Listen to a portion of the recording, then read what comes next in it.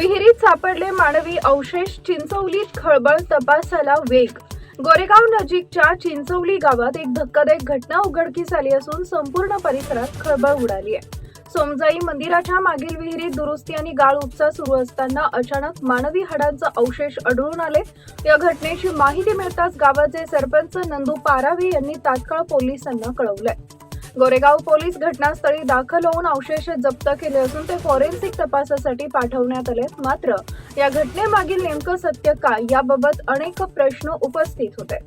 हा प्रकार अपघाती मृत्यूचा आहे की यामागे एखादा गंभीर गुन्हा दडलेला आहे याचा तपास सुरू आहे। तसेच हा मृतदेह कुणाचा आहे आणि तो इथं कसा पोहोचला याचाही शोध घेणं आवश्यक ठरणार आहे। ग्रामीण भागात अशा घटना समोर येणं ही चिंतेची बाब मानली जाते। स्थानिक नागरिकांमध्ये भीतीचं वातावरण निर्माण झालं असून प्रशासनाकडून सखोल आणि पारदर्शक तपासाची अपेक्षा व्यक्त केली जाते। डीएनए अहवालानंतर या प्रकरणातील अनेक गूढ उलगडण्याची शक्यता आहे। तोपर्यंत पोलीस आणि प्रशासनाने या घटनेचा गांभीर्याने तपास करून सत्य समोर आणणं अत्यंत गरजेचं आहे।